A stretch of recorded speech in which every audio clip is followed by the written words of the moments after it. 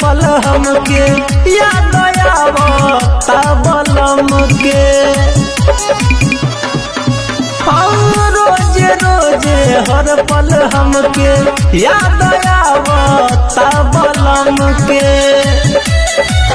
हमरो हाथे घर के खाना खई है कहिया रे।